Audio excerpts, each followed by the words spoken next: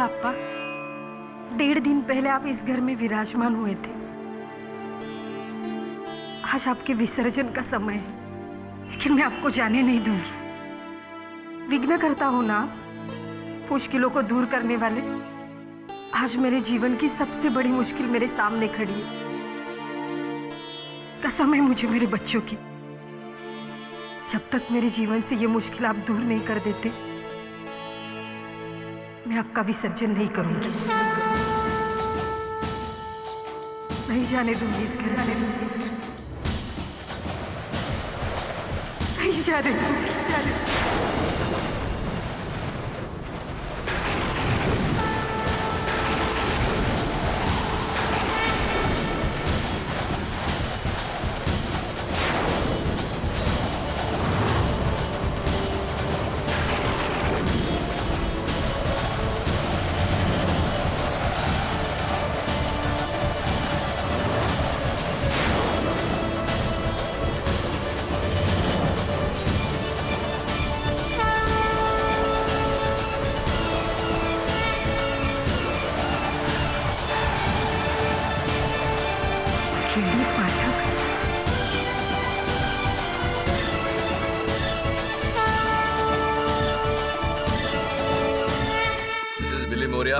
ईद और गणेश चतुर्थी एक साथ आई, मतलब मुंह डबल मीठा।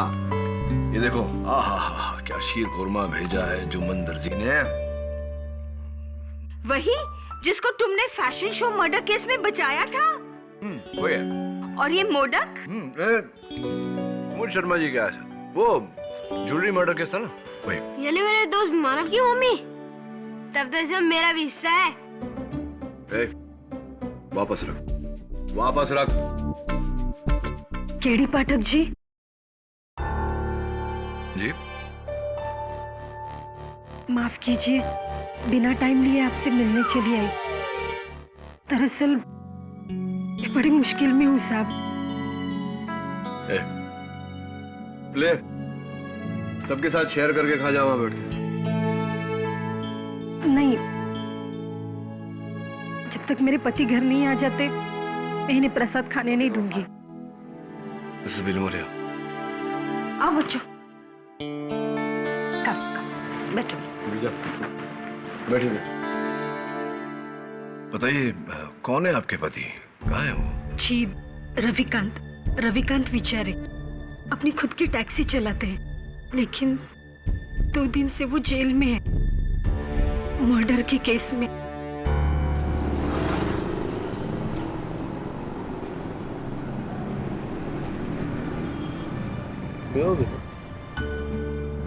Nice. Sir, you come Mumbai सही टाइम पे। Now it's गणेश उत्सव, हमारा सबसे प्यारा भगवान। भाई यहाँ इसलिए ही आया हूँ, गणेश उत्सव पंडाल का फोटोज खींचने। अरे, you know हिंदी? या भाई ब्रिटिश फोटोग्राफर हूँ और London daily newspaper London times के लिए भी काम करता हूँ। मैं हर साल आता हूँ। क्या बात है साहब, मतलब आप इतनी दूर से?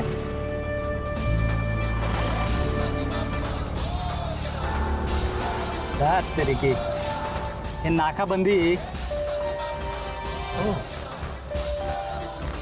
पुलिस? अरे टेंशन मत लो साहब, ये तो हर रोज का काम है, बस 2 मिनट लगेगा। नो डर से ही चला जाता हूँ। ओके, ये लो।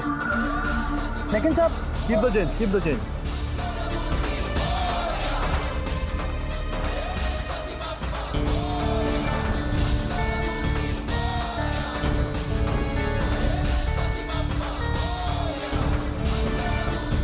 रोक उसको, रोक, पकड़। टैक्सी वाले, कहाँ भाग रहे थे? आप घर जा रहे साहब। कहाँ से दिखा?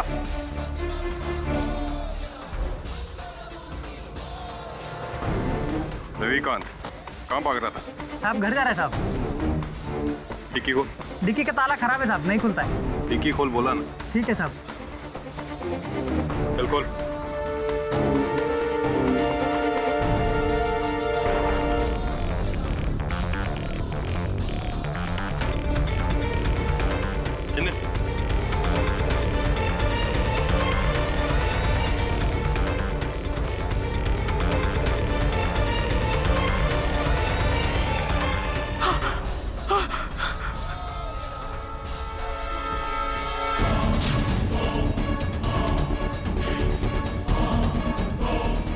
कौन है? साहब ये पता नहीं कैसे आई मेरी डिक्की में। तो मर चुका है। साहब मैंने नहीं मारा इसको। कहाँ लेके जा रहा था लाश?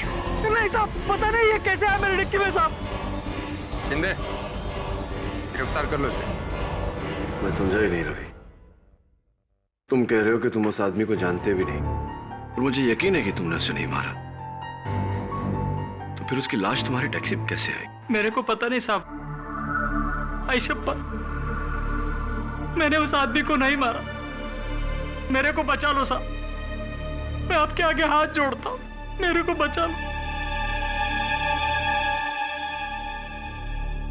हौसला रखो, मैं अपनी पूरी कोशिश करूंगा। वैसे आप मेरे पास कैसे आ गई?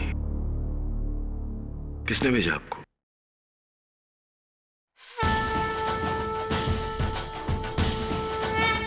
इन्होंने।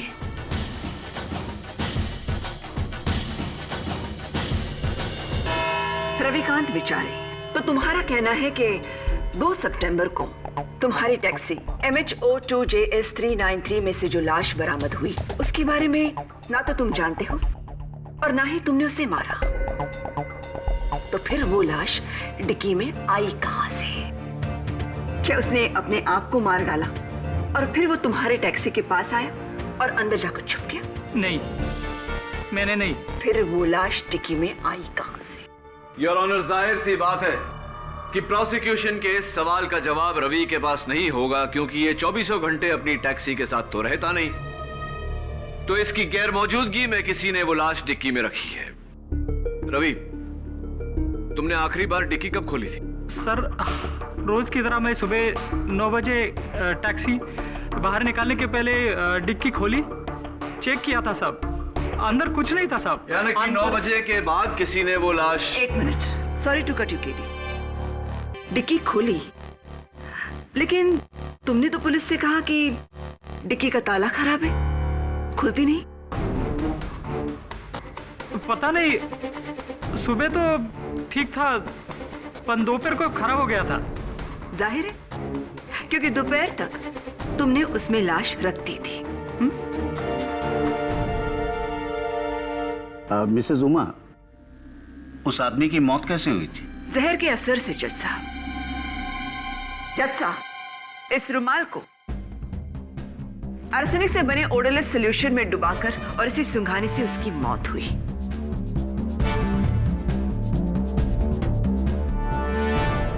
इस शीशी में वो जहर है। पुलिस को ये शीशी उस टैक्सी के ड्राइवर सीट के नीचे मिली, यानी कि कत्ल का हथियार। साहब, देवा शपथ, मुझे नहीं पता ये शीशी मेरे सीट के नीचे कैसे आई। एंड योर ऑनर, इस शीशी और रुमाल दोनों पर रवि की उंगलियों के निशान मौजूद नहीं है। जाहिर है, शीशी पर से उंगलियों के निशान मिटा दिए गए हैं और कपड़े पर निशान आते नहीं। इतना तो तुम्हें पता होना चाहिए केडी पाठक।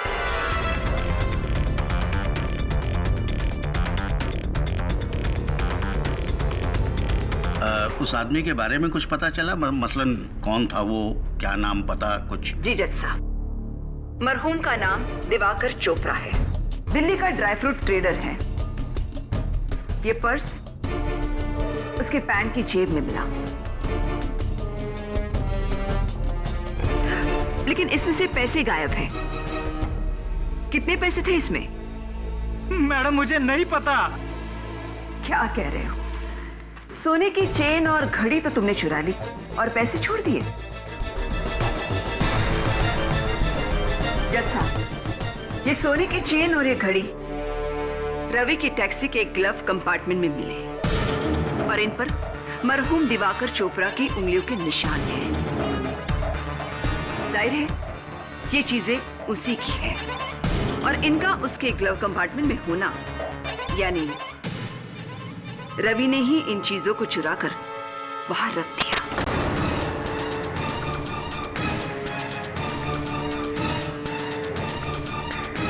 कत्ल से पहले या कत्ल के बाद? माँ बाप, मेरे को नहीं पता। ये चैन, ये घड़ी तुम्हें पता क्या है रवि? हाँ, इतना तो पता है ना कि तुम्हें अदालत किस लिए लाया गया है, या नहीं पता? नहीं पता है तो मैं तुम्हें बता देती हूँ। तुम्हें लालच आ गया और तुमने अपने निहत्थे पैसेंजर को मारकर उसे लूटा और उसकी लाश तुम ठिकाने लगाने ही जा रहे थे। I object, Your Honor। एक सोने की चेन और एक घड़ी के लिए रवि जैसा ईमानदार टैक्सी ड्राइवर अपनी बरसों की मेहनत, अपनी रोजी रोटी और अपने परिवार को दांव पर नहीं लगाएगा। क्यों केडी? क्या इससे पहले कभी किसी टैक्सी ड्राइवर ने कोई जुर्म नहीं किया पैसों के लिए? जज साहब, आज से 12 साल पहले इसी अदालत में मैंने एक केस लड़ा था और जीता भी। Case number 324/99, Jagat Ram Tiwari versus state of Maharashtra, जहां जगत नाम के टैक्सी ड्राइवर को उम्र कैद की सजा हुई थी क्योंकि उसने अपने पैसेंजर के साथ लड़ाई करके उसे छुरा मारा था। कत्ल की वजह 20 रुपए का छुट्टा नहीं था टैक्सी वाले के पास। 20 रुपए। जब 20 रुपए के लिए एक टैक्सी ड्राइवर अपनी रोजी रोटी कत्ल करके दांव पर लगा सकता है, वहां ये घड़ी और सोने की चेन कम से कम 2.5 लाख की होंगी। Silence in the court, please. 2.5 lakh, जो उस कर्जे की रकम है जो रविकांत ने अपने खोली के लिए ली है।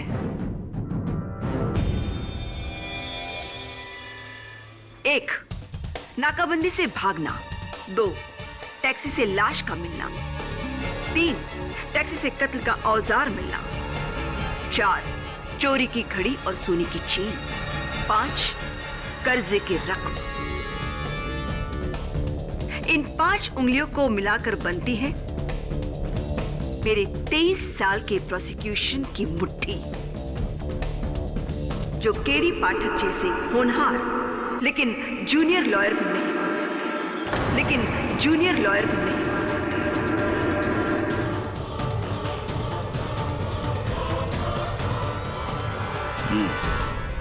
प्रोसिक्यूशन का केस बहुत ही मजबूत है केडी। मजबूत है योर ऑनर, लेकिन अटूट नहीं। और उसकी वजह यह है कि इस जुर्म का कोई चश्मदीद गवाह नहीं।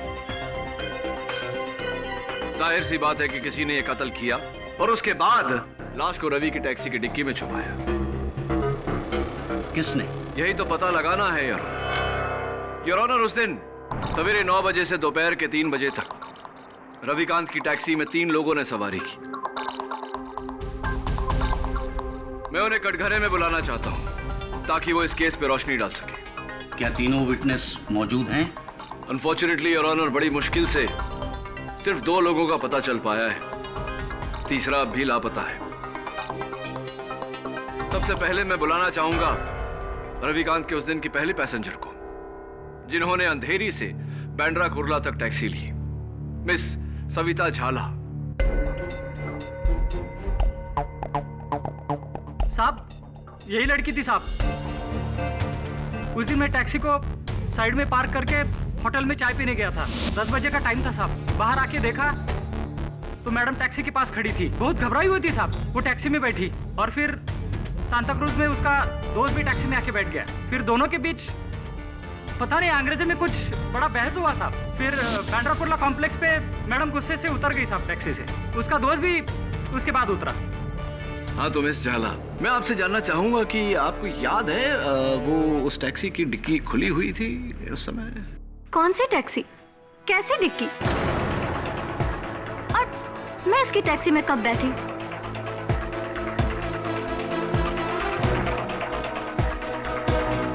या तो ये आदमी झूठ बोल रहा है या फिर इसे कोई गलतफहमी हुई है। मे बी कोई और लड़की हो। ओ मैडम, क्या बोल रही हैं आप? आप ही थी,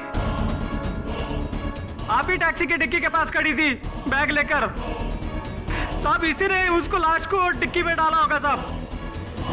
अरे ये क्या बोल रहे हो? ना मैंने तुम्हें कभी देखा है और ना ही तुम्हारी टैक्सी को। मिस झाला, क्या आप जानना चाहेंगे कि हमने आपके बारे में पता कैसे लगाया? रवि के बयान के मुताबिक उसने अंधेरी के रत्नाकर कॉलोनी से सवारी ली और बांद्रा कुर्ला के मैक्स इंडिया बैंक बिल्डिंग के सामने सवारी को उतार दिया। हमने अंदाजा लगाया कि शायद वो सवारी मैक्स इंडिया बैंक में काम करती होंगी, तो वहां के कर्मचारियों से बात करने के बाद हमें पता चला कि उनकी एक ही मुलाजिम अंधेरे की रत्नाकर कॉलोनी में रहती हैं, जिनका नाम मिस सविता झाला है, यानी कि आप। तो उससे क्या साबित होता है? और वैसे भी उस दिन मैं ऑफिस टैक्सी से नहीं बस से गई थी। बस से? जी हाँ। अजीब, ये कैसे हो गया? क्योंकि मिस झाला, मैक्स इंडिया बैंक बिल्डिंग के गेट से घुसते हुए गाड़ी का नंबर सिक्योरिटी गार्ड में लिखा था, ये देखिए, MHO2JS 393, जो किसी बस का नहीं, रविकांत की टैक्सी का नंबर है। और हम सिक्योरिटी गार्ड ने पुलिस को बयान भी दिया है कि उसने आपको इनकी टैक्सी से उतरते हुए देखा, एक बैग समेत। और आपके पीछे पीछे आपके कोई पुरुष मित्र भी उतरे थे, बैग समेत। वैसे कौन थे वो मित्र आपके? क्या क्या संबंध है आप दोनों के भी? चलिए छोड़िए, जाने दीजिए, अदालत को इन बातों से क्या मतलब। ये बताइए कि वो जो बैग्स आप दोनों के पास थी, क्या था उनमें?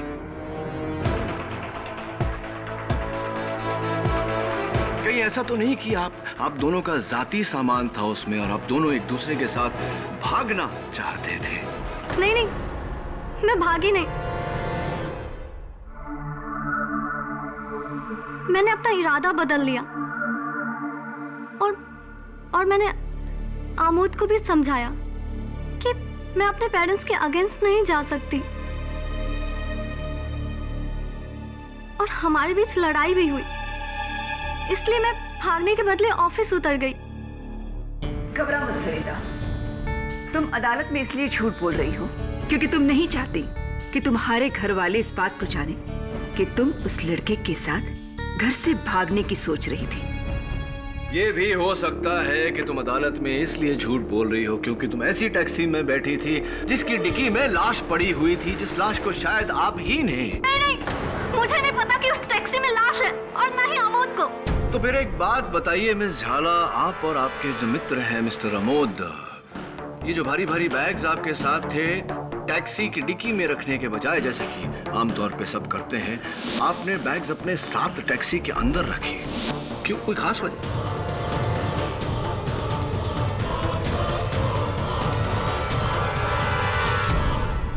जी, इसका मेरे पास कोई जवाब नहीं है। मेरे सवाल का जवाब शायद ये है मिस झाला कि आप जानती थी कि उस टैक्सी की डिक्की में लाश है जो शायद आपने या आपके मित्र आमोद ने वहां रखी। योर ऑनर, अंधेरे ईस्ट की रत्नाकर कॉलोनी, जहां से सविता बैठी, और सैंताक्रूज स्टेशन, जहां अमोद बैठे, दोनों ही बहुत बिजी एरियाज है। जरा सोचिए, क्या ये पॉसिबल है? एक भारी सी लाश ढोकर कोई डिक्की में रखे और किसी को पता भी ना चले? मैं प्रोसिक्यूशन की बात से सहमत हूँ। मिस सविता की घबराहट उनकी जाती कारणों से होगी। लाश अगर टैक्सी में आई होगी तो इस सवारी के बाद। तुम्हारे पास कोई और गवाह है KD? Yes your honour, Ravikant की अगली सवारी जो टैक्सी में अपना सेलफोन भूल गए थे, जिसके जरिए हमने उनको ट्रेस किया, मिस्टर अभिज्ञान रोहरा। मुझे मालूम था मुझे। तेरी तो टैक्सी का नंबर देखते ही मुझे डाउट हो गया था कि साली पनौती है मेरे लिए। पूरा दिन खराब हो गया तेरे चक्कर में, ऊपर से तूने मेरा मोबाइल भी चुरा लिया। और अब यहाँ खड़ा हूं मैं कटघरे में तेरी वजह से। मिस्टर रोहरा, आपके इस रिकैप के लिए मैं आपका शुक्रिया अदा करता हूं। Thank you. चलिए अब ये बताइए कि आपने रविकांत की टैक्सी कब पकड़ी, कहां से कहां तक? क्या कब और कहां तक के लिए वकील साहब, 12 साढ़े 12 बजे का टाइम था। मैंने इसकी टैक्सी बांद्रा रेक्लेमेशन से पकड़ी और इससे कहा कि मुझे वाशी जाना है, नवी मुंबई। क्यों वाशी? क्यों वाशी? क्यों मतलब क्या वकील साहब? अरे भाई, मेरी फैक्ट्री है वहां पर। तो फिर आप तकरीबन 1 बजे बीच रास्ते में, यानी कि साइन में ही उतर गए, क्यों? उतर गए? उतरा नहीं वकील साहब, सायन पर ही इसकी खटारा टैक्सी का टायर पंचर हो गया। अब मैं क्या इसके पंचर चिपकाने का इंतजार करता? मैंने तो इसे आधे पैसे दिए और इससे जान छुड़ा ली। मिस्टर रोहरा, पूरी ड्राइव में आपको टैक्सी की डिक्की में से कोई आवाज सुनाई दी? हाँ, आवाज तो आई।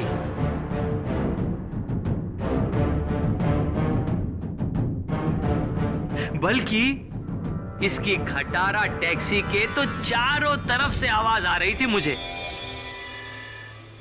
अरे अंजर पंजर ढीले हो गए इसके खटारा के, इसलिए मैं तो खुशी खुशी जान छुड़ा ली। और इसी खुशी में आपका सेल फोन, आपका मोबाइल फोन जो है वो टैक्सी की सीट पर ही रह गया। हाँ, और इसने मेरा फोन मुझे लौटाया भी नहीं।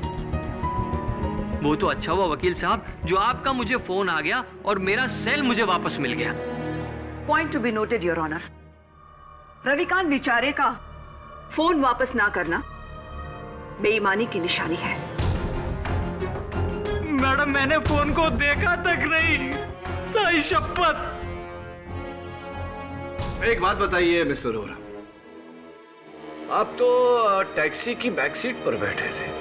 हाँ, तो फिर ऐसा कैसे हुआ कि पुलिस को आपका फोन टैक्सी की फ्रंट सीट पर से मिला?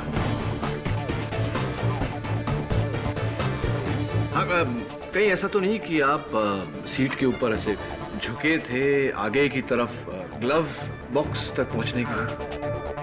मिस्टर पाठक, फोन आगे की सीट पर इसलिए था क्योंकि रविकांत ने उसे अपने पास रखा था। हाँ, इसी ने रख लिया होगा, चोर कहीं का। और अब तो खूनी भी। रविकांत ने खून किया, घड़ी चुराई, चेन चुराई, मोबाइल चुराया। This is absolutely ridiculous. Mister Rohra, ये कमर में पट्टा, क्या आपके कमर में प्रॉब्लम है? नहीं, गर्दन में प्रॉब्लम है। Order order. मिस्टर रोहरा, सवाल का जवाब सीधे तरीके से दीजिए। जज साहब, मालिक, अगर मैंने पट्टा कमर में बांधा है तो तकलीफ भी कमर में ही होगी ना? नहीं, अगर आपको थोड़ा भी डाउट है तो आप मेरी मेडिकल रिपोर्ट चेक कर सकते हैं। देख चुके हैं। फिर? और उनमें यही लिखा है कि मिस्टर रोहरा ना तो झुक सकते हैं और ना ही भारी बोझ उठा सकते हैं। फिर मिस्टर रोहरा, आपने दिवाकर चोपड़ा की 80 किलो की भारी लाश उठाई कैसे? ये क्या कह रही हैं आप? ये तो मुझसे नामुमकिन है। एग्जैक्टली। जज साहब, मिस्टर रोहरा का डिक्की में लाश रखना नामुमकिन है। लाश तो सुबह से ही डिक्की में मौजूद थी।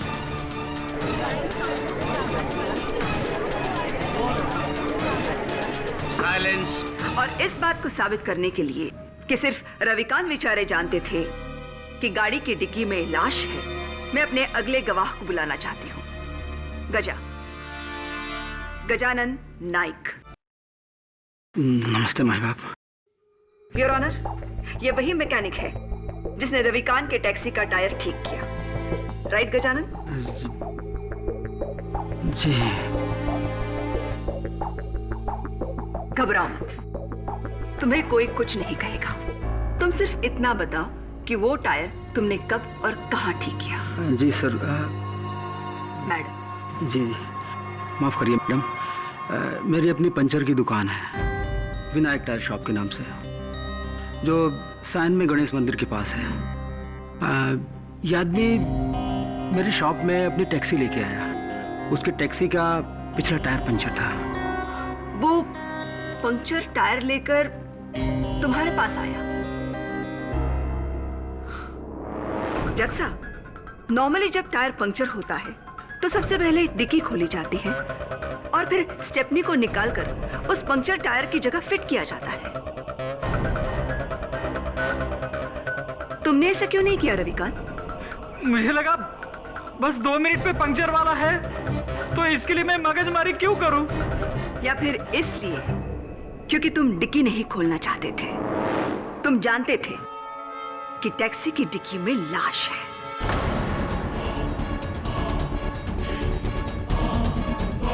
गजानन, जाहिर है तुमने तो डिक्की खोली होगी जैक निकालने के लिए। नहीं नहीं मैडम, इसने मुझे रोक दिया। इसने कहा कि मेरी डिक्की का लॉक खराब है, खुलेगा नहीं। तो फिर मैंने अपने जैक से गाड़ी को ऊपर उठाया। इसने तुम्हें भी डिक्की खोलने नहीं दी? माए बाप, मेरा यकीन कीजिए, वो लॉक पहले से ही खराब था। तुम्हारा नसीब खराब है रविकांत, जो तुम्हारा जुर्म पकड़ा गया। ना तो तुमने खुद डिक्की खोली, ना किसी को खोलने दी, क्योंकि तुम जानते थे कि उस डिक्की में लाश है। नहीं, मुझे नहीं पता था। तो फिर वो लाश आई कहां से? जादू से? बताओ रविकांत, लाश आई कहां से?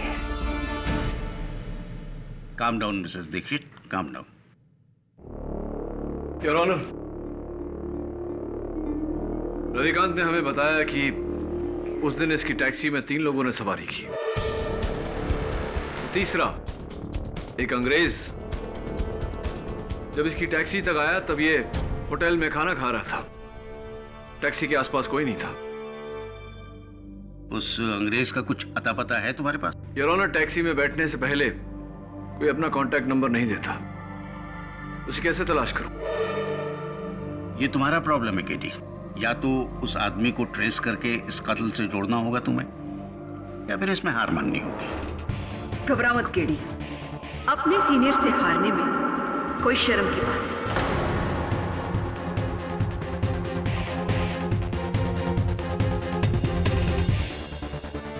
योर ऑनर, लाश की तहकीकात के बाद पुलिस को एक नया एविडेंस मिला है। उस आदमी का नाम दिवाकर चोपड़ा नहीं, बल्कि मनु नागपाल है।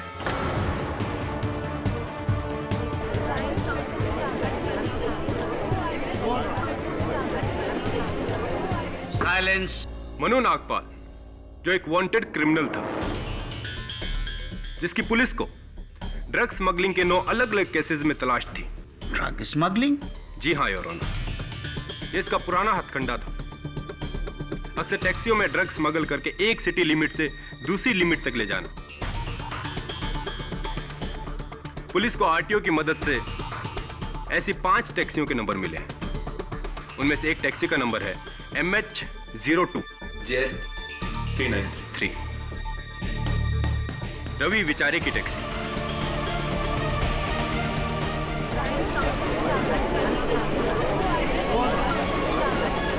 साइलेंस। ओह माय गॉड, ये तो नया कनेक्शन है। अब समझ में आ गया। वो बॉस, तुम मुलजिम। जरूर कमीशन को लेकर झड़प हुई होगी। नहीं साहब, मैडम, ये टैक्सी मैंने 2 महीने पहले किसी दूसरे से खरीदी थी। अब तो तुम दोनों तरफ से फंस गए हो रविकांत। एक तरफ मर्डर तो दूसरी तरफ ड्रग्स स्मगलिंग। योर ऑनर, इस नए एविडेंस ने इस केस पर नई रोशनी डाली है। एक ड्रग स्मगलर के हजारों दुश्मन हो सकते हैं। कोई भी मार सकता था मनु नागपाल को।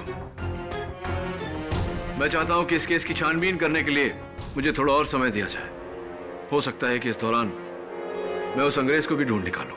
ठीक है, यह अदालत अगली सुनवाई तक मुलतवी की जाती है। The court is adjourned for the day.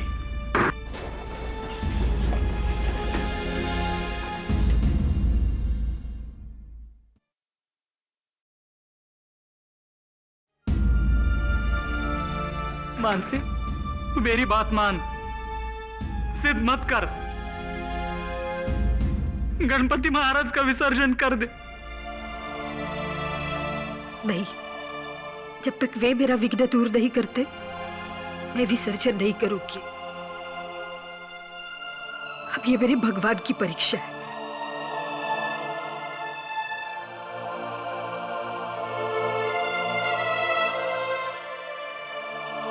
Ganesh ji के साथ साथ ये मेरी भी परीक्षा है।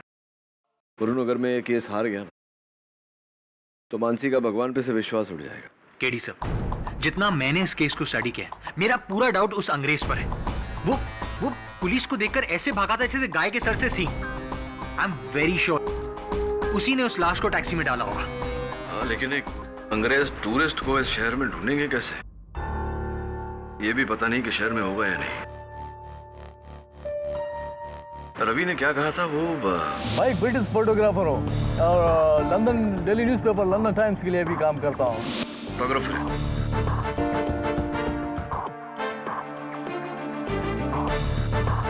अभी तक तो छप गई होगी वो तस्वीरें।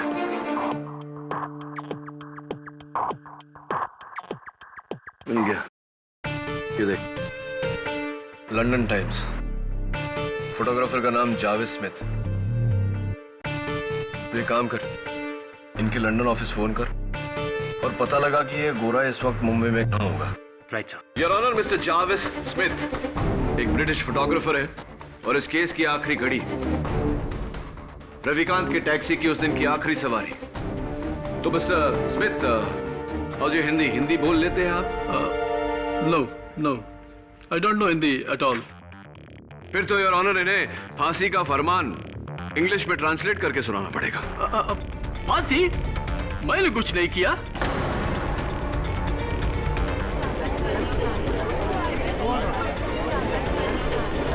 ऑर्डर। हाँ, आपने कुछ नहीं किया, लेकिन बड़ी तेजी से 30 सेकंड में आप हिंदी सीख गए। क्या माइंड है आपका? अब जरा इस माइंड को रिवाइंड करिए और बताइए कि उस दिन रविकांत की टैक्सी से पुलिस को देखकर, नाकाबंदी को देखकर आप घबरा कर उतर गए थे। क्या कारण था इसका? नहीं, मुझे लेट हो रहा था तो मैं वहां से पैदल गया। आपका ये बैकपैक पुलिस ने आपके होटल रूम से बरामद किया तो उसके पॉकेट से कुछ बू आ रही थी और लैब टेस्टिंग से पता चला है योर ऑनर कि वो बदबू चरस की थी। इसके बारे में आप क्या कहना चाहेंगे? Yes, you are right. मेरे बैग में चरस था।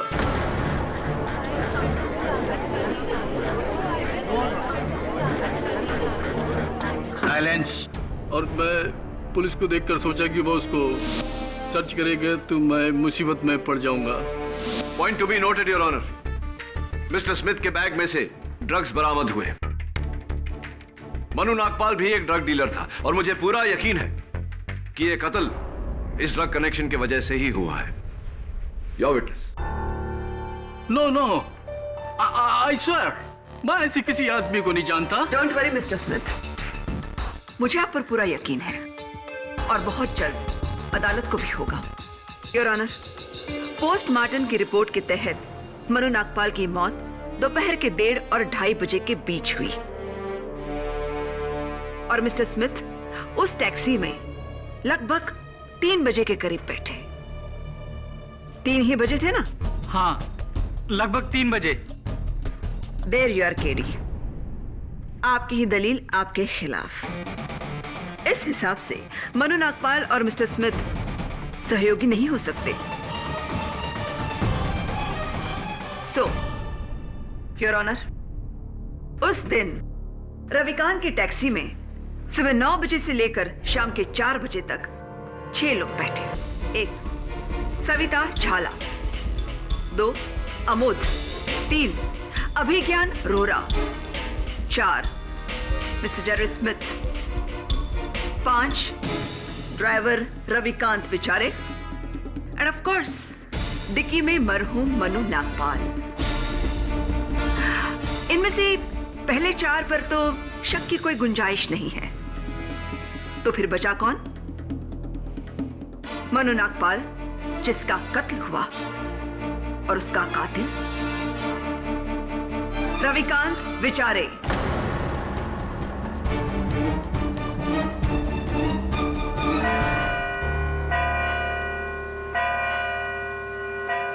The court is adjourned for the day.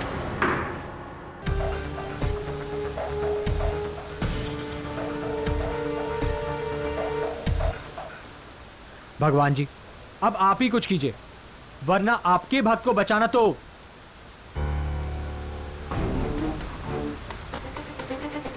चाबी? इंस्पेक्टर दवे, चाबी। डिक्की की है, बड़ी मुश्किल से खुलती है। चेक करते हैं।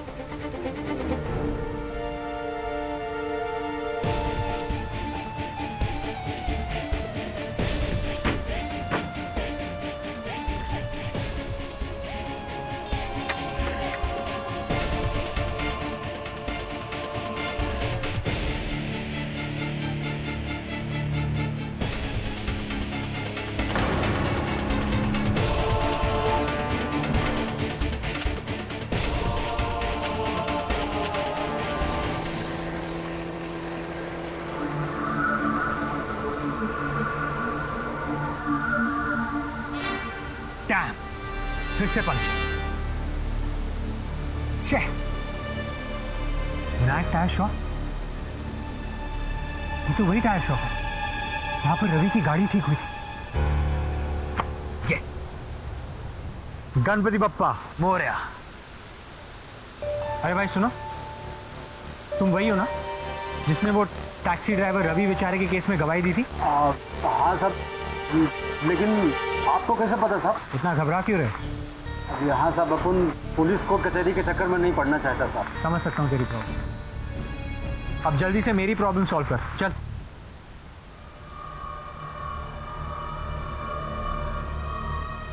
हेलो साहब। तो ये है फसाद की जड़, एक कील। आप तो लगी हो साहब कि आपके टायर से एक कील मिला साहब। जो रवि है ना टैक्सी वाला, उसके टायर से 4 कीलें मिली साहब। 4 कील? वो भी एकदम नहीं। 4 कील एक साथ, वो भी नहीं। Ganpati Bappa, love you. Your honour, ये कुछ तस्वीरें हैं रविकांत के टैक्सी के डिक्की के अंदर के हिस्से की, जहां लगे हुए खरोचों से साफ जाहिर होता है कि किसी ने डिक्की को अंदर से खोलने की कोशिश की थी इस स्क्रू ड्राइवर का इस्तेमाल करके।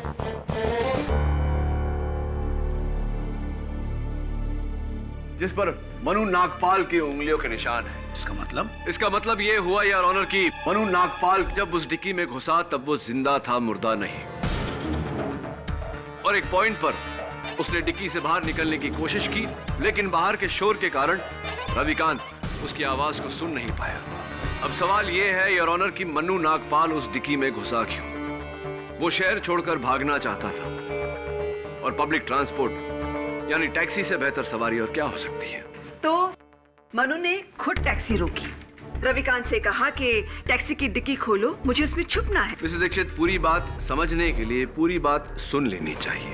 योर ऑनर, जैसा कि मैं कह रहा था, मन्नू का कोई साथी था जिसने टैक्सी में बैठने से पहले रवि को बातों में उलझाया और मन्नू को समय मिला कि वो डिक्की का ताला तोड़ के उसके अंदर जाकर छिप जाए। अब ये भी बताओ कि वो साथी कौन था? जाहिर सी बात है प्रोसिक्यूटर साहिबा कि उस दिन रवि की टैक्सी में जिन लोगों ने सवारी की थी उन्हीं में से ही कोई एक होगा। तो तुम्हारा कहना है कि मनु शहर से भागने के लिए रविकांत की टैक्सी की डिक्की में छुपा, फिर उसने रुमाल लिया, अपने चेहरे पर लगाया और अपने आप को मारने की कोशिश की। प्रोसिक्यूटर साहिबा, आपकी आधी बात सच है और आधी बात गलत। हाँ, मनु ने खुद अपने चेहरे पर रुमाल लगाया था। उसका कारण यह है योर ऑनर कि मनु को धूल से एलर्जी थी और डिक्की में धूल से बचने के लिए उसने ऐसा किया था, यह जाने बिना कि उसके साथी ने पहले से ही वो रुमाल जहरीले सॉल्यूशन में डुबो दिया। थियोरी अच्छी है, लेकिन प्रैक्टिकल नहीं। साबित कैसे करोगे? साबित करूंगा ना, और साबित करने के लिए योर ऑनर मैं कटघरे में बुलाना चाहूंगा विनायक टायर सर्विस के गजानन नायक को। गजानन, रवि के टैक्सी का टायर कैसे पंक्चर हुआ था? साहब 4 कीलें उसमें घुसी हुई थी, एकदम नई। 4 नई कील चमकती हुई ऐसी? हाँ साहब, वैसे कील है। कितने साल से पंक्चर बना रहे हो तुम? 9 साल से साहब। और अपने 9 साल के तजुर्बे में आपने कितनी बार देखा है कि ऐसी 4 नई चमकती हुई कील के कारण टायर पंक्चर हुआ? नहीं साहब, अभी तक तो नहीं। आपने कभी नहीं देखा?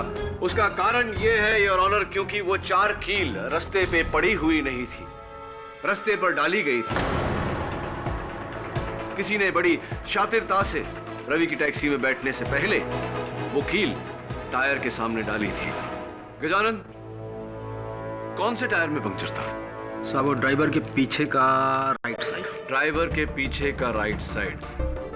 तो क्या अगर मैं ये कहूं कि किसी ने टैक्सी में बैठने से पहले वो कील नीचे डाल दी होगी तो क्या तुम मेरी बात से सहमत हो? हाँ। कितने बजे तुमने ये पंक्चर बनाया? करीब 1 बजे का टाइम था साहब।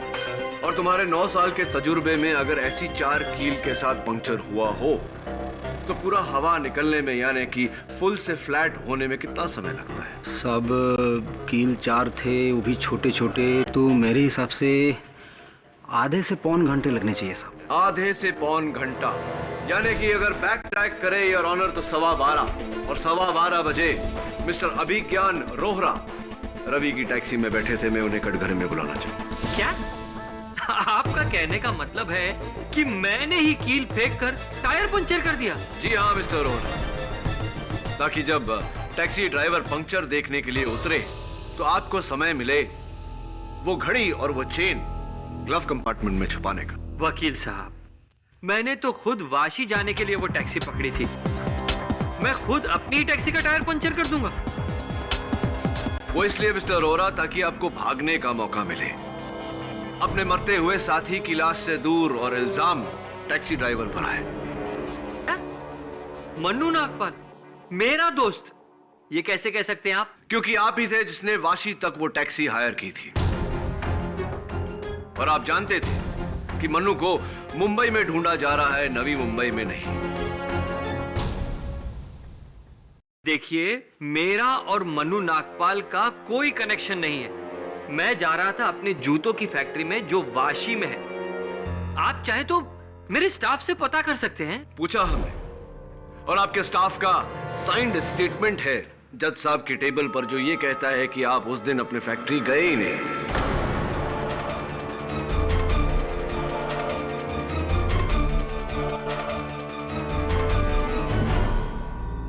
अब नहीं, एक्चुअली जज साहब वो देखिए मिस्टर रोहरा, वो जो कील जिससे पंक्चर हुए थे वो कील जूते बनाने में इस्तेमाल होते हैं।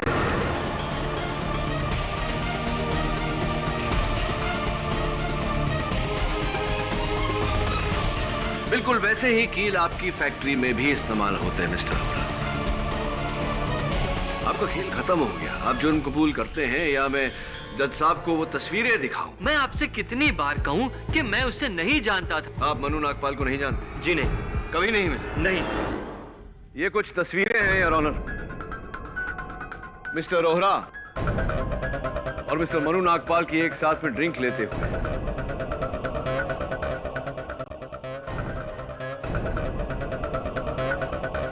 क्या आप कहेंगे मिस्टर रोहरा कि आप मन्नू नागपाल को नहीं जानते? आपकी उनके साथ दोस्ती नहीं थी, आपने उन्हें नहीं मारा?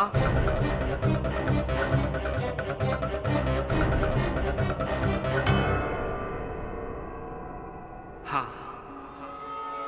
मैंने ही मन्नू नागपाल का खून किया है।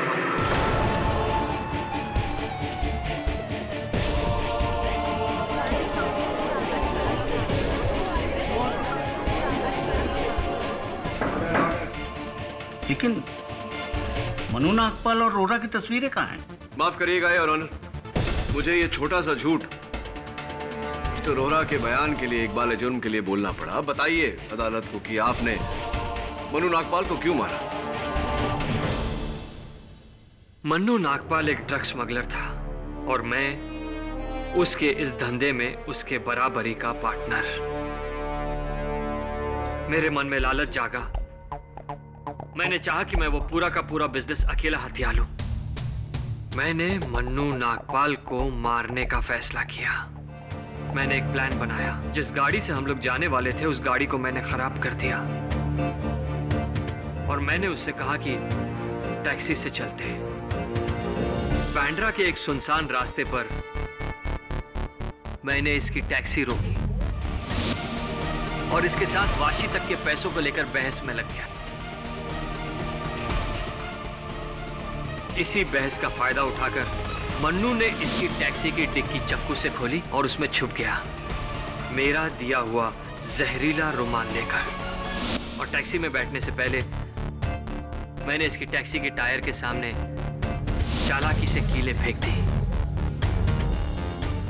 मुझे पता था कि थोड़ी ही देर के बाद रुमाल का जहर असर करके मन्नू नागपाल को मार डालेगा और तकरीबन उतनी ही देर में टैक्सी का टायर भी पंचर हो जाएगा। और जैसे ही टैक्सी का टायर पंचर हुआ मैंने इसे टायर चेक करने के लिए बाहर भेजा। मौका पाते ही मैंने मन्नू नागपाल की गोल्ड चेन और वॉलेट इसकी टैक्सी के ग्लव कंपार्टमेंट में डाल दी और जहर की शीशी। मगर अफसोस, ये सब करते समय मेरा मोबाइल इसकी टैक्सी में गिर गया।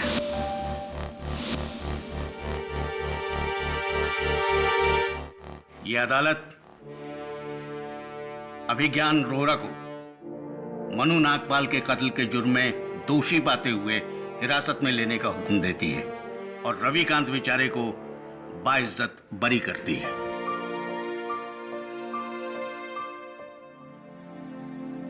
The case is closed.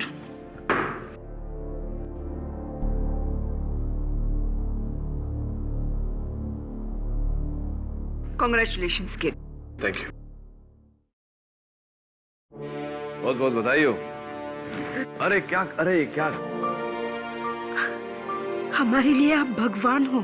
ऐसा मत बोलिए, नहीं तो वो मुझसे रूठ जाएंगे। वैसे भी ये केस तो बाप्पा ने ही सॉल्व किया है। पापा ने? वो कैसे?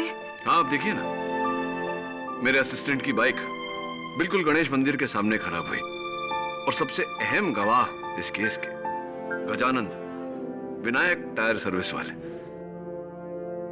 ये गणेश जी के दूसरे नाम ही है। आपकी प्रार्थना सफल हो गई, इसीलिए तो उन्हें विघ्नहर्ता कहते हैं।